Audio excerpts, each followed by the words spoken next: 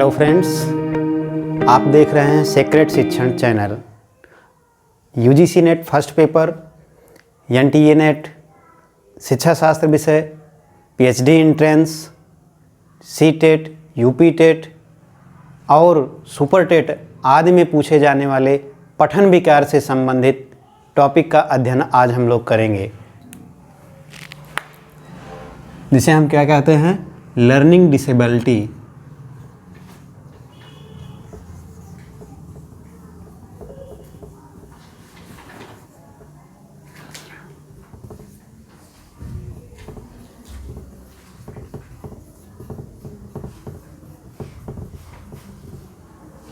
Learning disability, पठन या अधिगम अक्षमता।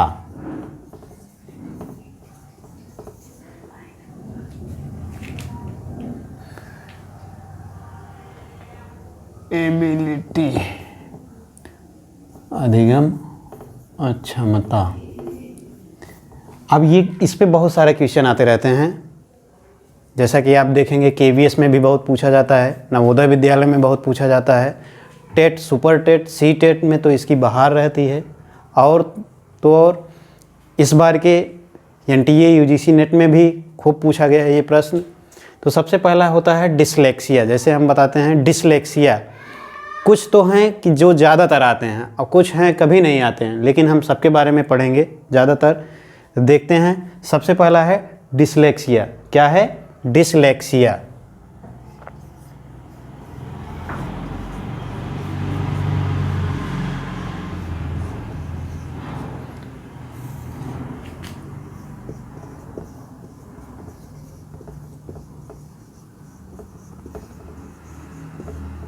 डिसलेक्सिया, इस डिसलेक्सिया में क्या होता है, यह पढ़ने संबंधी विकार है। कैसा विकार है? पठन संबंधी विकार है। अब पठन संबंधी विकार में क्या होता है, जैसे बच्चे उल्टा पढ़ लेते हैं, यल को उनको कैसे दिखता है, ऐसे दिखता है, और क्या यम को वो क्या देखते हैं, डब्लू देखते हैं, और क्या जैसे 21 लिखा है तो उसे क्या पढ़ेंगे, वो 12 पढ़ेंगे। जैसे लिखा है 51 तो उसे क्या पढ़ेंगे, वो 15। इस प्रकार से जब उन्हें पढ़ने वाली अक्षमता होती है, अक्षर को पलट के देखना, अक्षर को आगे या पीछे दिख जाना, अक्षर का उल्टा दिख जाना, मात्रा का इस पे लगा होना, इसका का उस पे लगा होना, तो ये सब किस में आ जाता है, डिसलेक्सिया में आ जाता है। किस विकार में आ जाता है? पठन संबंधी विकार में आ जाता है। किस में आता है? पठन संबंधी विकार में आ जाता है। फिर दूसरा क्या है? डिसग्राफिया। क्या है? डिसग्राफिया।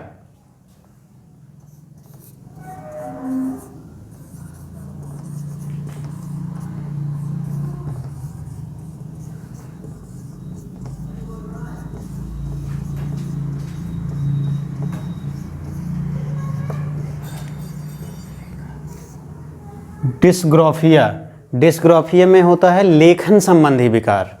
उन्हें लिखने में त्रुटियां हो जाती हैं, मात्राओं का परिवर्तन, मात्राओं का अज्ञान, या 21 को 12 लिख देना। जब उनको लिखने में त्रुटियां होती है, कभी कभी देखिए डिसलेक्सिया में होता है उनके पढ़ने से संबंधित विकार होता है, और डिसलेक्सिया में क्या होता है, लिखने से, लेखन संबंधी विकार होता है। सेम सिचुएशन वही होता है। कभी कभी कुछ बच्चे लिखते तो सही हैं लेकिन उसको पढ़ते गलत हैं, और कभी कभी उसको पढ़ते तो सही हैं लेकिन उसको लिखते गलत हैं। तो लेखन, अब इसमें ग्राफ, इसको आप जैसे जानेंगे, ग्राफ पेपर देखे हैं कि नहीं? ग्राफ पेपर ऐसे ऐसे ऐसे ऐसे ऐसे ऐसे ऐसे ऐसे ऐसे ऐसे ऐसे होता है ना, तो ग्राफ से हम पकड़ लेंगे कि क्या ये ग्राफिया है। और ग्राफिया कैसे, ग्राफ किससे बनाते हैं हम?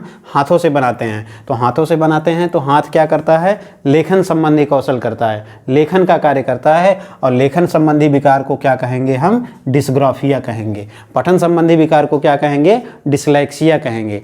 उसके बाद आ जाता है डिसकैलकुलिया।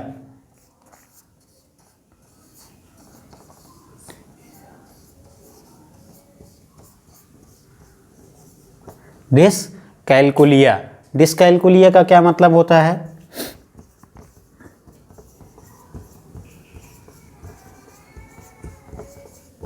कैलकुलेटर नाम आपने सुना है?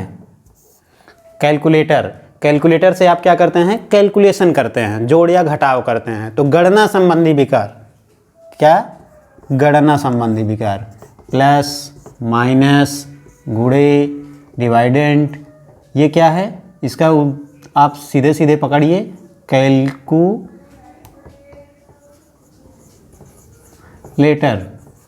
तो कैलकुलेटर से हम क्या करते हैं, कैलकुलेशन करते हैं। तो कैलकुलेटर क्या होता है, गणना करता है। तो कैलकुलेशन या कैलकुलिया, इसका यही ट्रिक है। ग्राफिया से लेखन, कैलकुलिया से क्या, गणना संबंधी विकार, और डिसलेक्सिया से पठन संबंधी विकार। उसके बाद आ जाता है डिस्प्रेक्सिया, डिस्प्रेक्सिया,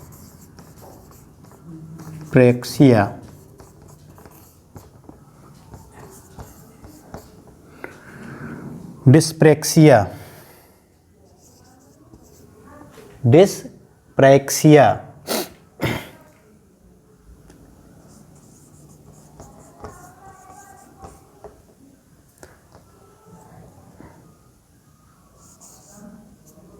डिस्प्रेक्सिया, डिस्प्रेक्सिया में तीनों ये विकार आ जाते हैं, पठन, लेखन व गणना संबंधी। पठन संबंधी, लेखन संबंधी, गणना संबंधी और वाचन संबंधी विकार किस में आ जाता है, डिस्प्रेक्सिया में आ जाता है। अब आगे देखेंगे हम लोग। इसके बाद कौन सा आता है, डिस्थीमिया। डिस्थीमिया ये क्या होता है, इसको भी जानेंगे।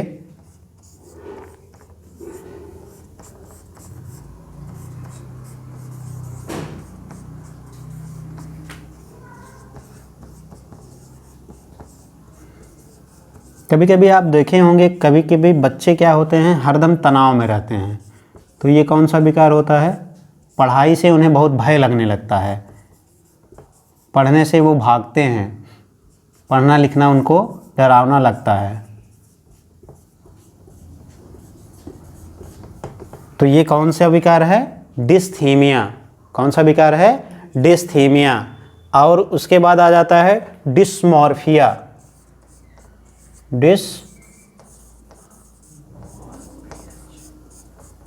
डिस्मॉर्फिया।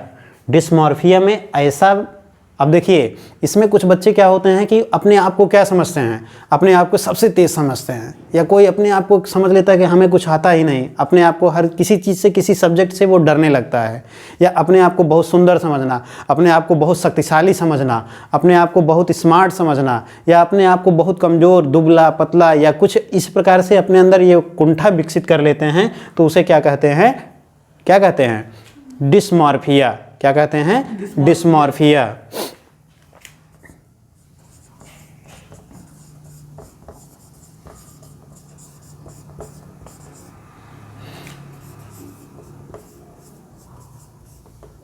श्रेष्ठता, कुंठा आदि। उसके बाद अगला है, अगला क्या आपको पता है, अफेज्या। जैसे कुछ लोग वाचन में, केवल वाचन में, जिनको बोलने में दिक्कत होती है, बोल नहीं पाते, तो वो क्या हो जाता है, अफेज्या। वो क्या हो जाता है, क्या हो जाता है, अफेज्या।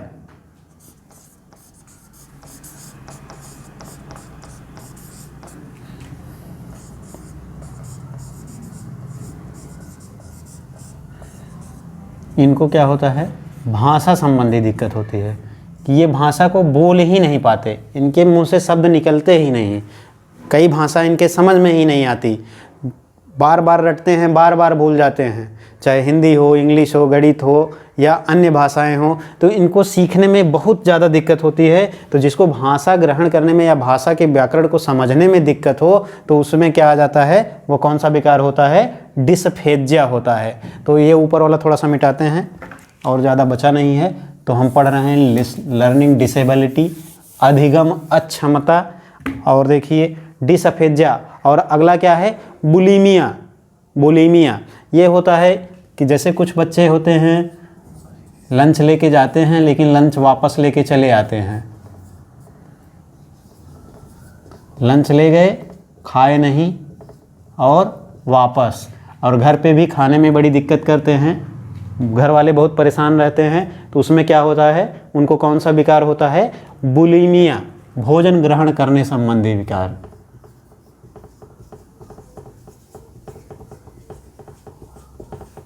भोजन ग्रहण करने संबंधी विकार को क्या कहते हैं, बुलिमिया कहते हैं। अब एक और बचा है डिमोन्सिया। डिमोन्सिया, डिमोन्सिया, डिमोन्सिया क्या है,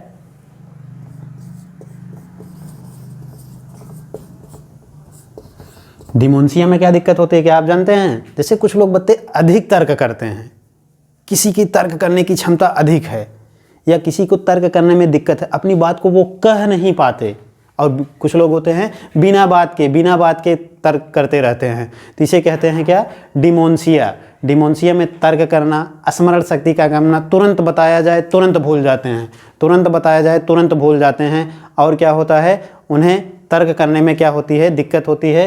तो इस विकार को क्या कहते हैं, तर्क करने में परेशानी।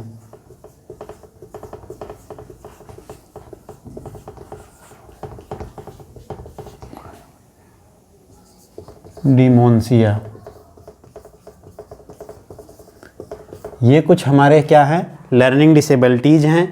डिसलेक्सिया, पठन संबंधी विकार। डिसग्राफिया, जब लिखने में हमें दिक्कत हो, ग्राफ बनाने में, इसका क्लू यही है, जब ग्राफिया आ जाए तो हम क्या समझ लेंगे, ग्राफ किससे बनता है, हाथ से बनता है। हाथ से बनता है तो हाथ से हम कौन सा कौशल करते हैं, लेखन कौशल करते हैं। डिसलेक्सिया, डिसलेक्सिया पठन संबंधी विकार, इसमें अक्षर का उल्टा दिखना, आगे का पीछे दिखना, वर्डों का परिवर्तन दिखना, ये सब हो जाता है डिसलेक्सिया में। डिसकैलकुलिया में गणना करना।